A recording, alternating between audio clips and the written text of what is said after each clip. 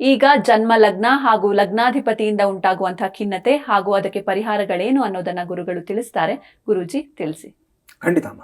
So ಈ depression ಬೇರೆ ಯಾವ್ಯಾವ ಕಾರಣಗಳಿಂದ ಬರುತ್ತೆ ಅನ್ನೋದನ್ನ ಈಗಾಗಲೇ ನಾವು ವಿಶ್ಲೇಷಣೆ ಮಾಡಿದ್ದೀವಿ. ತುಂಬ ಮೋಸ್ಟ್ ಇಂಪಾರ್ಟೆಂಟ್ ಆಸ್ಪೆಕ್ಟ್ ಅಂತಂದರೆ ಲಗ್ನಾಧಿಪತಿ, ಲಗ್ನ ಮತ್ತು ಲಗ್ನಾಧಿಪತಿ. 12 ಲಗ್ನಗಳಲ್ಲಿ ಯಾವ ವ್ಯಕ್ತಿ ಯಾವ ಲಗ್ನದಲ್ಲಿ ಹುಟ್ಟಿದ್ದಾರೆ, ಆ ಲಗ್ನಾಧಿಪತಿ ಯಾರು, ಆ ಲಗ್ನಾಧಿಪತಿ ಎಲ್ಲಿದ್ದಾನೆ ಅನ್ನೋದ್ರ ಮೇಲೂ ಸಹ ಡಿಪ್ರೆಷನ್ ಅನ್ನೋದು ತೀರ್ಮಾನ ಆಗ್ತಾ ಹೋಗುತ್ತೆ. ಫಾರ್ ಎಕ್ಸಾಂಪಲ್ ಹೇಳಬೇಕು ಅಂತಂದರೆ ಲಗ್ನಾಧಿಪತಿ ದುಸ್ಥಾನಗಳಲ್ಲಿ ಅಂದರೆ 6ನೇ ಮನೆ, 8ನೇ ಮನೆ, 12ನೇ ಮನೆಯಲ್ಲಿ ಇದ್ದಿದ್ದಾದ ಪಕ್ಷದಲ್ಲಿ, ಲಗ್ನಾಧಿಪತಿ ವಕ್ರಿಯಾಗಿದ್ದಾದ ಪಕ್ಷದಲ್ಲಿ ಈ ವ್ಯಕ್ತಿ ಡಿಪ್ರೆಷನ್ಗೆ ಹೋಗ್ತಕ್ಕಂಥ ಸಾಧ್ಯತೆಗಳೆಲ್ಲೂ ಸಹ ತುಂಬ ಸ್ಪಷ್ಟವಾಗಿ ಕಾಣಿಸುತ್ತೆ ನಮಗೆ. ಜೊತೆಗೆ ಏನಾಗುತ್ತೆ ಅಂತಂದರೆ ಇಂತಹ ಸಮಯಗಳಲ್ಲಿ ಇವರಿಗೆ ದುಸ್ಥಾನಗಳಲ್ಲಿ ಲಗ್ನಾಧಿಪತಿ ಇದ್ದಾಗ ಎಮೋಷನಲ್ ಚಾಲೆಂಜಸ್ ಅನ್ನು ತುಂಬ ಜಾಸ್ತಿ ಆಗ್ತಾ ಹೋಗುತ್ತೆ. ಇವರಿಗೆ ಯಾವುದೇ ಎಮೋಷನ್ಸ್ ಇವ್ರನ್ನ ತುಂಬ ಓವರಾಗಿ ರಿಯಾಕ್ಟ್ ಮಾಡ್ತಾರೆ. ಇವರು ಸುಖ ಬಂದರೂ ಅಷ್ಟೇ ತುಂಬ ಖುಷಿ ಆಗ್ಬಿಡ್ತಾರೆ, ದುಃಖ ಬಂದರೂ ಅಷ್ಟೇ ತುಂಬ ಬೇಗ ಅದರಿಂದ ಎಫೆಕ್ಟ್ ಆಗ್ತಾರೆ. ಯಾರಾದರೂ ಪರ್ಸನಲ್ ಲಾಸಸ್ ಆಯಿತು ಅಂತಂದರೆ ಅದನ್ನು ಹ್ಯಾಂಡಲ್ ಮಾಡೋದಕ್ಕಾಗೋದಿಲ್ಲ. ಈ ಥರದ ಸಮಸ್ಯೆಗಳು ತುಂಬ ಇರುತ್ತೆ. ಉದಾಹರಣೆಗೆ ಹೇಳಬೇಕು ಅಂತಂದರೆ ಮೀನ ಲಗ್ನದಲ್ಲಿ ಹುಟ್ಟಿರ್ತಕ್ಕಂಥ ವ್ಯಕ್ತಿ ಅಂತ ಇಟ್ಕೊಳ್ಳೋಣ. ಆ ಲಗ್ನಕ್ಕೆ ಅಧಿಪತಿ ಗುರು ಆಗಿರ್ತಾನೆ. ಸೊ ಈ ಗುರು ವಕ್ರೀಗತಿಯನ್ನು ಸಂಚಾರ ಮಾಡ್ತಾ ಇದ್ದಾನೆ ಅಥವಾ ಪಾಪಗ್ರಹಗಳ ಜೊತೆಯಲ್ಲಿ ಸಂಯೋಗದಲ್ಲಿದ್ದಾನೆ ಅಂದರೆ ಇವ್ರು ಹೇಗಿರ್ತಾರೆ ಅಂದರೆ ಎಮೋಷನಲ್ ಸೆನ್ಸಿಟಿವಿಟಿ ತುಂಬ ಜಾಸ್ತಿ ಆಗೋಗುತ್ತೆ. ಇವ್ರಿಗೆ ಏನಾದರೂ ಮಾತಾಡಿಸಿದ್ರೆ ಕಣ್ಣಲ್ಲಿ ನೀರು ಬಂದ್ಬಿಡುತ್ತೆ ಅವ್ರಿಗೆ. ಆಮೇಲೆ ಯಾವುದೇ ವಿಷಯ ಹೇಳಬೇಕಾದ್ರೂ ಅಷ್ಟೇ ತುಂಬ ಬೇಗ ಇವರು ಅಫೆಕ್ಟ್ ಆಗಿಬಿಡ್ತಾರೆ. ಯಾರ್ದೋ ಎಕ್ಸಾಂಪಲ್ ಹೇಳಿದ್ರು ಸಹ ನನಗೆ ಹೇಳಿದ್ದಾರೆ ಅನ್ನೋ ರೀತಿಯಲ್ಲಿ ತೊಗೊಂಡ್ಬಿಡ್ತಾರೆ. ಎಲ್ಲ ಪರ್ಸನಲ್ ಆಗಿ ತೊಗೊಂಡ್ಬಿಡ್ತಾರೆ, ಓವರ್ ಸೆನ್ಸಿಟಿವ್ ಆಗಿರ್ತಾರೆ. ಇನ್ನೊಂದು ಸಮಸ್ಯೆ ಏನಾಗುತ್ತೆ ಇಂಥವ್ರಿಗೆ ಅಂತಂದರೆ ಎಸ್ಕೇಪಿಸಮ್ ಅಂದರೆ ಪಲಾಯನವಾದ. ಎಲ್ಲ ಜವಾಬ್ದಾರಿಗಳಿಂದ ತಪ್ಪಿಸ್ಕೊಂಡು ಹೋಗ್ತಾ ಇರತಕ್ಕಂಥದ್ದು. ಆ ಜವಾಬ್ದಾರಿ ತೊಗೊಳೋದಕ್ಕೆ ರೆಡಿ ಇರೋದಿಲ್ಲ ಅವರು, ಏನೇ ಕೊಟ್ಟರು ಅಷ್ಟೇ ಇವರಿಗೆ. ಸೊ ಯಾಕೆಂದರೆ ಈ ರೀತಿಯಾದ ಒಂದು ಆ ಡಿಪ್ರೆಸಿವ್ ಮೈಂಡ್ ಸೆಟ್ಟು, ಆ ಒಂದು ಸೆಲ್ಫ್ ಡೌಟಿಂಗ್ ಅನ್ನೋದು ಇವ್ರಿಗೆ ಈ ಥರ ಕೆಲಸಗಳನ್ನ ಮಾಡಿಸ್ತಾ ಇರುತ್ತೆ. ಸೊ ಅದರಿಂದ ಹೊರಗಡೆ ಬರೋದಕ್ಕೆ ಇವ್ರಿಗೆ ಲಗ್ನಾಧಿಪತಿ ಎಲ್ಲಿದ್ದಾನೆ, ಯಾವ ಡಿಗ್ರಿನಲ್ಲಿದ್ದಾನೆ ನೋಡಬೇಕಾಗುತ್ತೆ ನಾವು.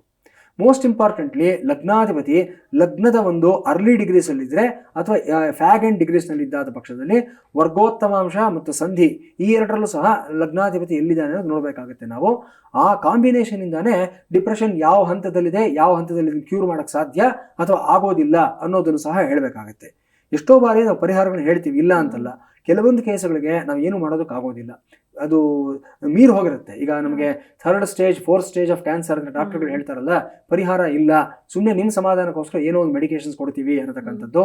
ಸೊ ಈ ಅಪ್ರಿಯವಾದ ಸತ್ಯವನ್ನು ಹೇಳ್ತಕ್ಕಂಥ ಜವಾಬ್ದಾರಿಯನ್ನು ಸಹ ಎಷ್ಟೋ ಬಾರಿ ನಾವು ಜ್ಯೋತಿಷಿಗಳು ತಗೋಬೇಕಾಗುತ್ತೆ. ನಾವು ಅವ್ರ ಸಮಾಧಾನಕ್ಕೋಸ್ಕರ ಸಾವಿರಾರು ರೂಪಾಯಿ ಖರ್ಚು ಮಾಡಿಸಿ ಯಾವುದೋ ಪೂಜೆಗಳನ್ನು ಮಾಡಿಸಿ ಅಥವಾ ಇನ್ನೆಲ್ಗೋ ಕಳಿಸಿ ಅವ್ರನ್ನ ಏನು ಮಾಡೋದು ಸಹ ರಿಸಲ್ಟ್ ಸಿಗೋದಿಲ್ಲ.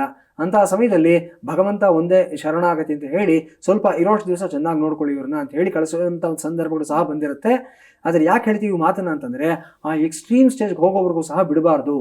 ನೀವಾಗಲಿ ನಿಮ್ಮ ಜೊತೆಲಿರತಕ್ಕಂಥ ವ್ಯಕ್ತಿಗಳಾಗಲಿ ಈ ಥರ ಸಮಸ್ಯೆಗಳೇನಾದರೂ ಆಗಿದ್ದಾದ ಪಕ್ಷದಲ್ಲಿ ಸ್ವಲ್ಪ ಜಾಗ್ರತೆಯಿಂದ ಇದ್ಕೊಳ್ಳಿ, ಸರಿಯಾದ ಸಮಯದಲ್ಲಿ ಪರಿಹಾರಗಳನ್ನು ಮಾಡ್ಕೊಳ್ಳಿ ಅಂತ ಹೇಳಬೇಕಾಗುತ್ತೆ.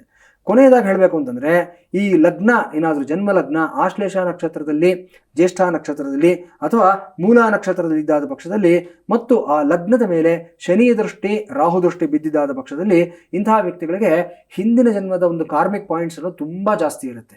ಹಿಂದಿನ ಜನ್ಮದಲ್ಲಿ ಮಾಡಿರ್ತಕ್ಕಂಥ ಕೆಟ್ಟ ಕರ್ಮಗಳು ಅದರ ಒಂದು ಪರಿಣಾಮ ಈ ಜನ್ಮದಲ್ಲಿ ಈ ಡಿಪ್ರೆಸಿವ್ ಸ್ಟೇಟ್ ಆಫ್ ಮೈಂಡ್ ಅವರು ಅನುಭವಿಸ್ತಾ ಇರ್ತಾರೆ. ಸೊ ಇದು ಅಷ್ಟೇ ಕ್ಯೂರ್ ಮಾಡೋದು ಬಹಳ ಕಷ್ಟ ಆಗಿರುತ್ತೆ. ಕೆಲವು ಕಾರ್ಮಿಕ್ ಪೂಜಾಸ್ ಅಂತ ಕೆಲವಿರುತ್ತೆ. ಆ ಥರದ ವಿಶೇಷವಾದ ಪೂಜೆಗಳನ್ನು ಒಂದು ಬಾರಿ ಅಲ್ಲ, ಒಂದು ಕಂಟಿನ್ಯೂಡ್ ಮೆಡಿಕೇಶನ್ ಥರ ಅದನ್ನು 3 ಬಾರಿ 5 ಬಾರಿ 7 ಬಾರಿ ಈ ಥರ ಮಾಡಿಸ್ಬೇಕಾಗತ್ತೆ. ಅಷ್ಟೆಲ್ಲ ಮಾಡಿ ನಂತರ ಪರಿಹಾರಗಳು ಬರಬೇಕಾಗತ್ತೆ. ಸೊ ಡಿಪ್ರೆಷನ್ ನಾವು ಸ್ಟಡಿ ಮಾಡಬೇಕು ಅಂತಂದರೆ ಇಷ್ಟೆಲ್ಲ ಕೂಲಂಕುಷವಾಗಿ ಹಲವಾರು ವಿಚಾರಗಳನ್ನು ಸಂಕೀರ್ಣವಾಗಿ ನೋಡಿ ನಂತರ ಹೇಳಬೇಕಾಗತ್ತೆ.